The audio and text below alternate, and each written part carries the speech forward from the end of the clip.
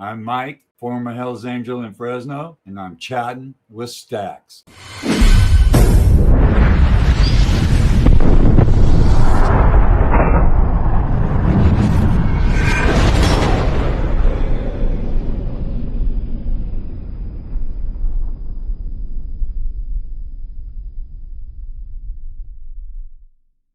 Welcome to this episode of Chattin with Staxx. I'm your host, Bill Staxx, and today I got Mike Lynch doing bikes and stuff.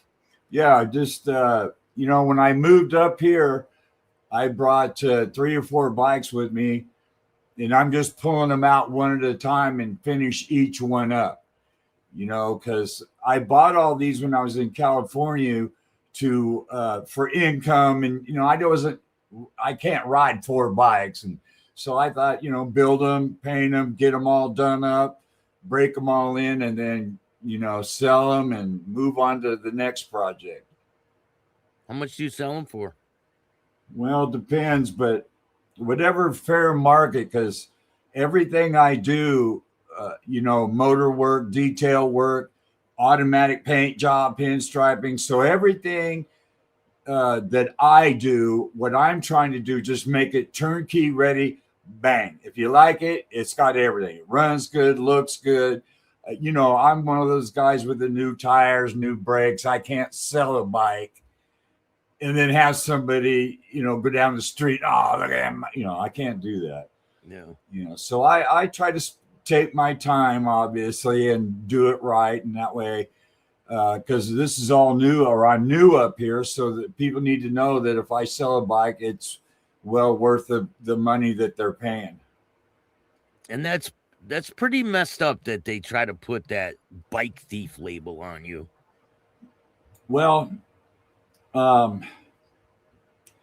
reason that I had to, because I had no way to defend myself in my case because of the other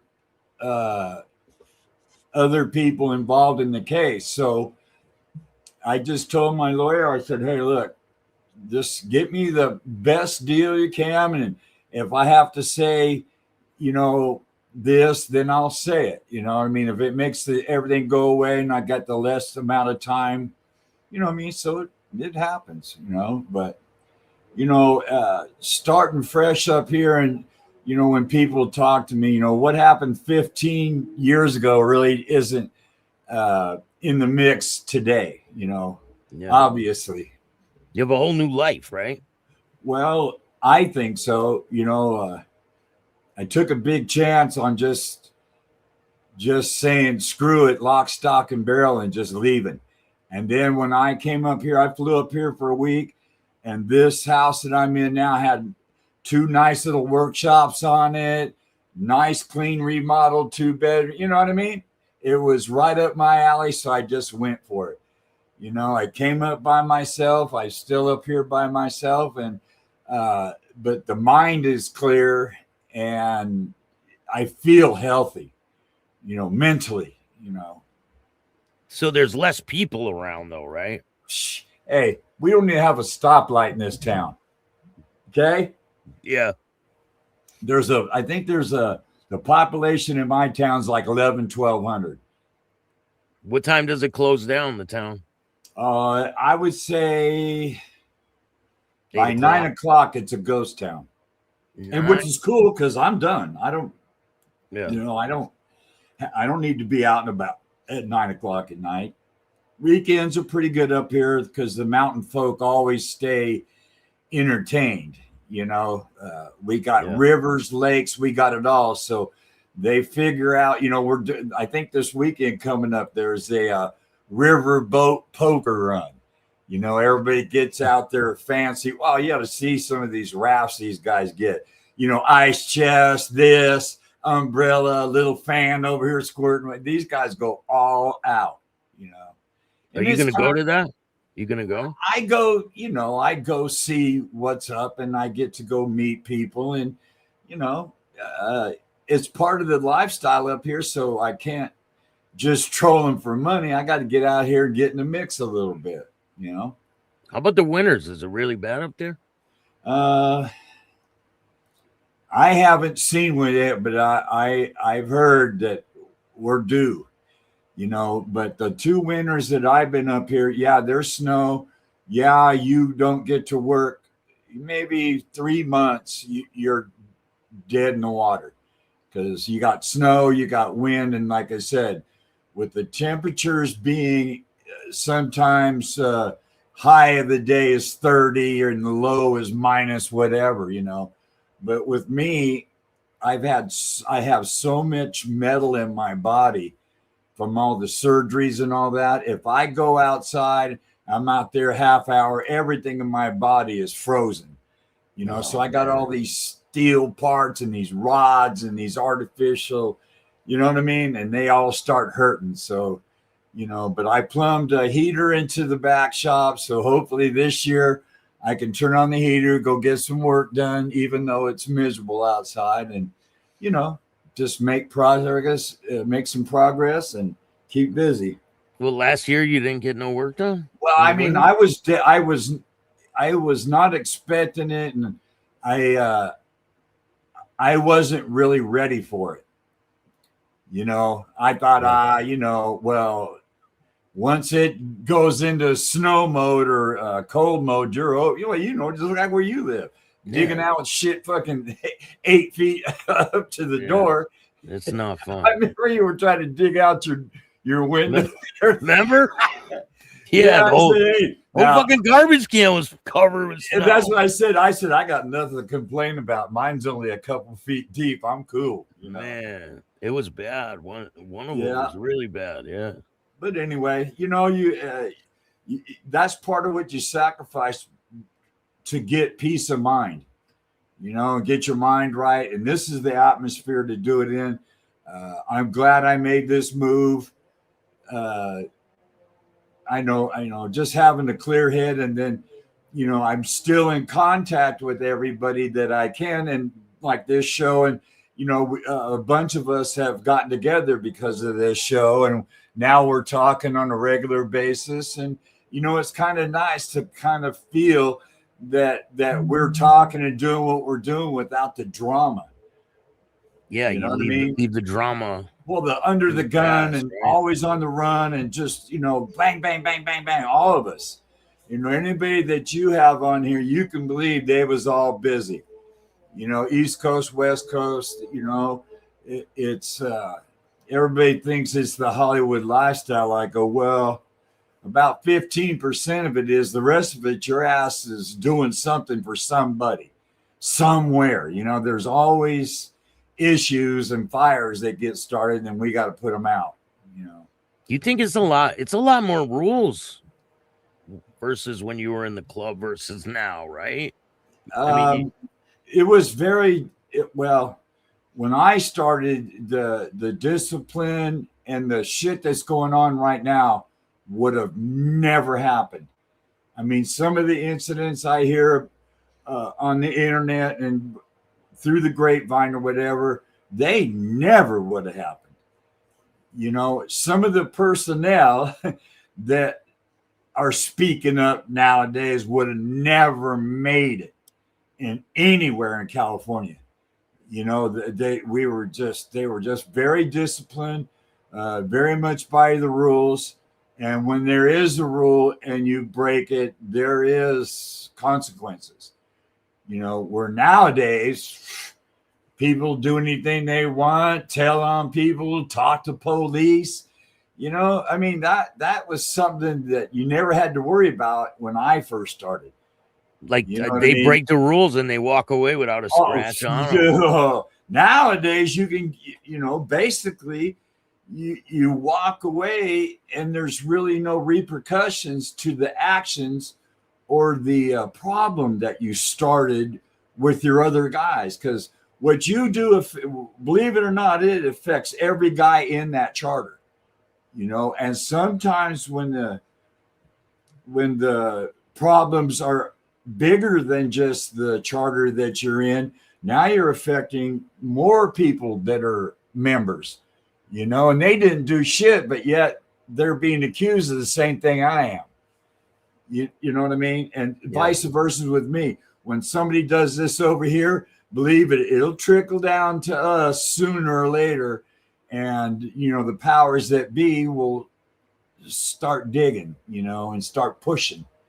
It's nice when it's quiet, but it don't stay quiet very long. We get along with people for about 6 months and then it's all out fucking, you know what I mean? We got 5 clubs that we're at it with and we can't go, everywhere we go, it's just a constant issue that we have to deal with. Tell me about when you first started, when you first got introduced to any of these clubs and what your first experience was like being a hang around. And yeah, see, we basically formed a club that at the end of the rainbow, that was our goal.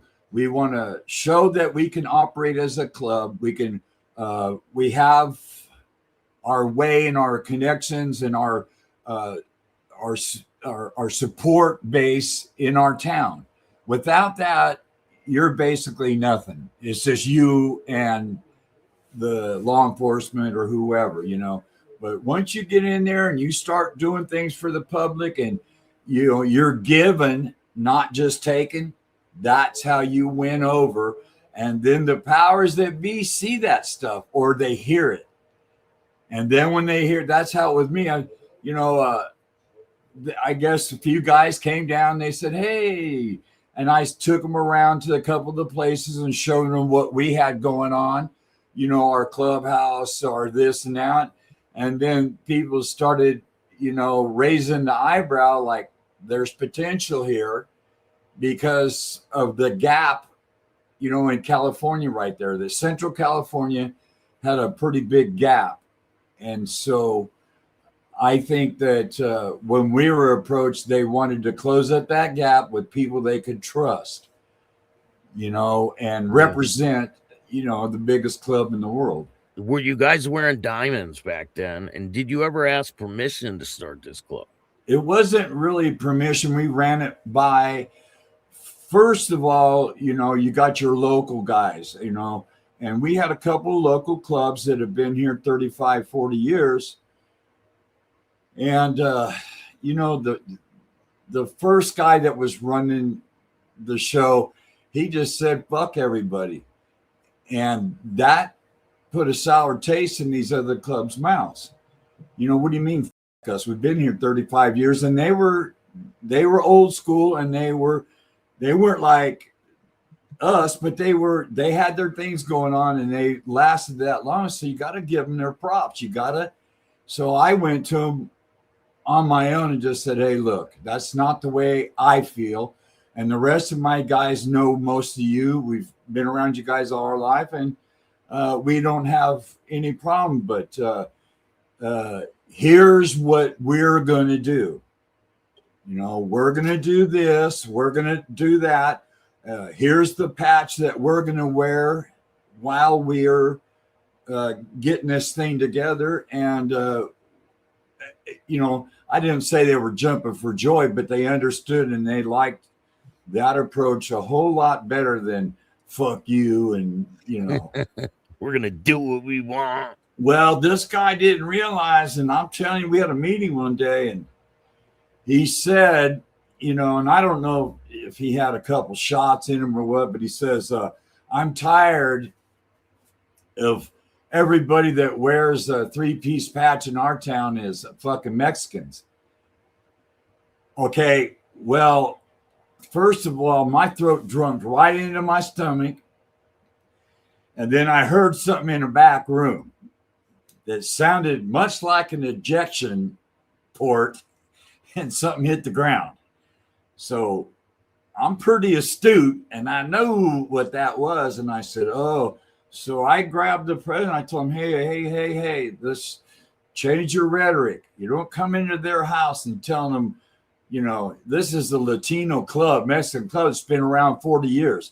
And you're over there saying fucking Mexicans. And, you had to communicate. You have to. And if you don't, you're going to have problems and you're never going to go anywhere because you're squabbling in your own town. So how are you going to go take on something like Hell's Angels when you got this little problem over here.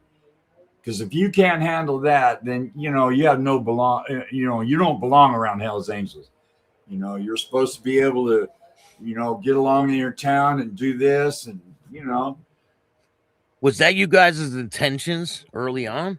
yeah. I mean, we had a lot of people come and go, but once once we got a visit by a couple different members from different charters, and they all talked to us and kind of let me know blah blah blah, and what you're doing here is right on line of what you should be doing if you want to come up to our level. And I asked the guys, what do you think? And I probably lost 25% of the membership because, first of all, didn't have a bike to keep up with the constant going places, and then you were the discipline and the time, time away from home, time away from work. When you start this up, next thing you know, you're on the payroll. So, you're gone constantly. So your family life, your business life, your private life just kind of goes out the window, and you start getting an education on this new life that you want.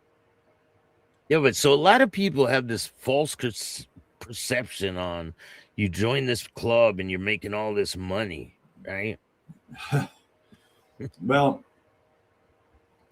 that's the general perception because that's what's put out in the media. Law